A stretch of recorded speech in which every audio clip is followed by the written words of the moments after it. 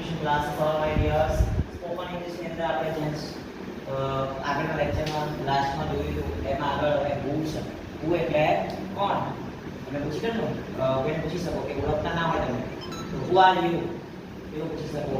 તમે કોણ છો. પછી તમને કોઈ WhatsApp પરથી ડાયરેક્ટ મોબાઈલ નંબરથી મેસેજ આવે છે અને તમે જાણતા નથી તો એ પૂછી શકો એમ કે હુ આર યુ, તમે કોણ છો, બરાબર એમ પૂછી શકો.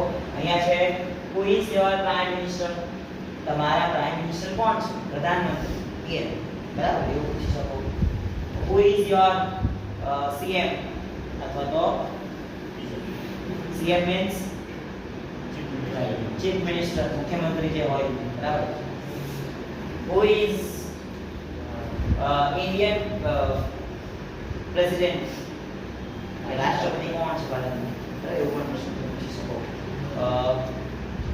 આઈ એમ ઇઝ એન્ડ આર વર્તમાન કાળ માટે છે અને તમે પૂછી શકો આઈ એમ અ ગુડ ડોક્ટર, હું સારો ડોક્ટર છું, યસ કે નો માં આવે.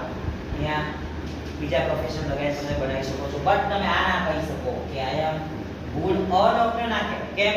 કારણ કે જો અહીંયા ડોક્ટર જે છે અને ગુડ આ બંને જે છે ને ગુડ ડોક્ટર એક પ્રોફેશનલ જ, એક સારો ડોક્ટર એવો પ્રોફેશનલ વ્યવસાય, તો એની આગળ એ આવે. તમે ડોક્ટરની આગળ એ લગાવવા આગળ ગુડ લખવા ઇઝ રોંગ, બરાબર, સાચું નથી. પછી વોઝ અને વર્ક તો એ ભૂતકાળ માટે છે, બરાબર.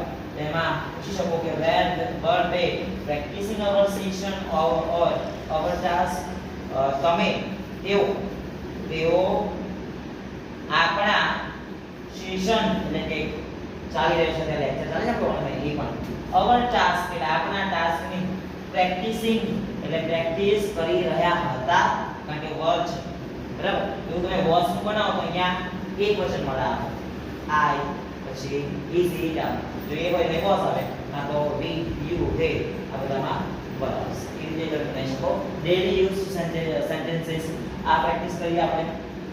આજે તમે આવી રહ્યા છો, બરાબર, કે તમે જવાનું તો અહીંયા છે કે I am going to eat panipuri, હું પાણીપુરી ખાવા જઈ રહ્યો છું. આજે કમિંગ, તમે આવી રહ્યા છો, બરાબર પૂછી શકો. Do you know, sorry do you know, તમે જાણો છો. મે આઈ ગો, ક્યાંક તમે ગયા હોય ને તમારે પાછું જવું હોય, ઘેર આવવું હોય બાળકમાંથી કે ફ્રેન્ડના ઘેર, તો તમે આ બોલી શકો મે આઈ ગો, પરમિશન માંગો છો તમે. Did you call me, sorry did you call મી, શું તમે કોલ કરી શકો. ડુ યુ અન્ડરસ્ટેન્ડ, શું તમે સમજી શકો છો, બરાબર. આવી રીતે પ્રેક્ટિસ કરવાના છે આપણે. Thank you.